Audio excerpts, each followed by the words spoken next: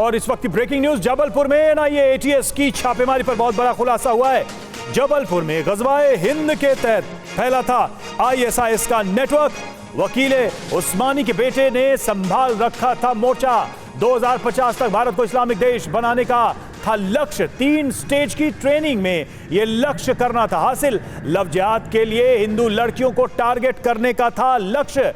6 आरोपियों को लेकर भोपाल रवाना हुई एनआईए की टीम। विशेष कोर्ट में पेश होंगे सभी आरोपी। तो बड़ी खबर इस वक्त की आ रही है। देखिए, पूरी प्लानिंग 2050 तक की थी और इसको लेकर गिरफ्तारियां भी हुई हैं, छापेमारी भी हुई है। जो जानकारी सामने आ रही है वो ये कि 6 आरोपियों को लेकर भोपाल रवाना हो गई है एनआईए की टीम। तो इस पूरे मामले में नई बातें, नए खुलासे सामने आए हैं और जानकारी ये मिल रही है कि इसमें 6 आरोपियों को भोपाल लेकर एनआईए की टीम रवाना हो चुकी है। तो इस गजवाए हिंद मिशन से जुड़े 10 बड़े खुलासे हुए हैं, उन पर हम नजर डालेंगे कि वो 10 बड़ी बातें, 10 बड़े तथ्य, फैक्ट्स क्या हैं। देखिए, इस वक्त जो बड़ी बातें सामने आई हैं वो ये कि जबलपुर में गजवाए हिंद के तहत आईएसआई का नेटवर्क, अधिवक्ता उस्मानी के बेटे ने इसकी कमान संभाल रखी थी। यह जानकारी सामने आ रही है। 2050 तक भारत को इस्लामिक देश बनाने का लक्ष्य रखा गया था। शहर में रहकर युवाओं को इसकी ट्रेनिंग दी जा रही थी, इसके लिए उन्हें ट्रेन किया जा रहा था। 3 स्टेज की, 3 स्तर की ट्रेनिंग में यह लक्ष्य हासिल करना था, युवाओं को ट्रेन करना था। और जबलपुर में इस गजवाए हिंद के तहत आईएसआईएस की प्लानिंग थी। अधिवक्ता उस्मानी के बेटे ने इसका मोर्चा संभाला था।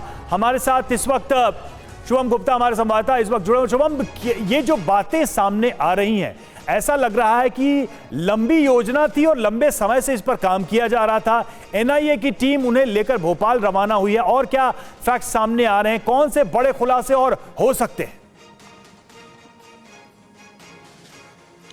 देखिए रवि, मध्य प्रदेश में अगर आप 10-15 दिनों में देखें तो लगातार एनआईए और मध्य प्रदेश एटीएस कार्रवाई कर रही है।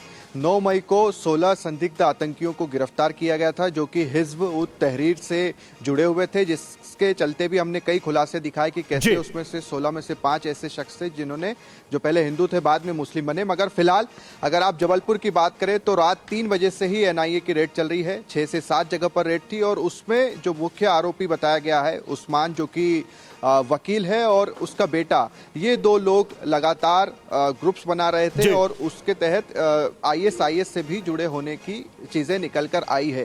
3 स्टेज में ये पूरी की पूरी प्लानिंग चल रही थी कि कैसे समूह बनाकर लोगों को जोड़ना है। और उससे भी बड़ी बात जो रवि निकल कर आई है कि व्हाट्सएप ग्रुप जो चल रहा था उसमें पाकिस्तान के कुछ लोग भी जुड़े हुए थे और जो एडमिन था वो यही वकील उस्मान था। तो एनआईए और एटीएस दोनों ने मिलकर ये कार्रवाई की है। और मध्य प्रदेश में अगर आप देखें तो हाल ही में खरगोन, खंडवा, बड़वानी, इसके अलावा खंडवा, इन इलाकों में भी एनआईए की टीम गई थी जहां से अलग अलग लोगों को गिरफ्तार भी किया गया था। हैदराबाद से 5 लोगों को गिरफ्तार किया गया था, जिसमें ये सारी की सारी चीजें निकल कर आई कि इनके तार पाकिस्तान से जुड़े हुए हैं। और उसके बाद एनआईए ने इस पूरे केस को टेक ओवर कर लिया था। तो मध्य प्रदेश में आप देखिए कि लगातार अलग अलग तरह के खुलासे हो रहे हैं। शुभम, ये माना जाए कि मध्य प्रदेश के अंदर अलग अलग सेल्स काम कर रहे हैं किसी एक कॉमन लक्ष्य के लिए, क्योंकि चाहे एचयूटी की बात हो या फिर इसकी बात हो, इन दोनों में यह साफ दिख रहा है कि कन्वर्जन के माध्यम से किसी एक टारगेट को हासिल करने के आरोप लग रहे हैं। तो इसका मतलब यह है कि कई सारे ग्रुप्स मध्य प्रदेश में अलग अलग काम कर रहे हैं। क्या एनआईए को, एटीएस को क्या इस बात का शक है? देखिए रवि, अगर आप देखें तो ये सारे की सारे लोग जो हैं कहीं ना कहीं पहले सिमी से कनेक्टेड थे, क्योंकि सिमी मध्य प्रदेश में एक तरह से इसका गढ़ रहा है। उसको शिवराज सरकार ने ध्वस्त किया है इन 15-20 सालों में। मगर आप खंडवा में भी देखें जो सिमी के लोग थे वो सीधे आईएसआईएस से जुड़ गए और इसीलिए बंगाल एटीएस और एनआईए खंडवा में आई थी जहां पर उन्होंने कार्रवाई की थी। जो एचयूटी के 16 संदिग्ध आतंकी है, इनके भी तार सिमी से जुड़े हुए हैं।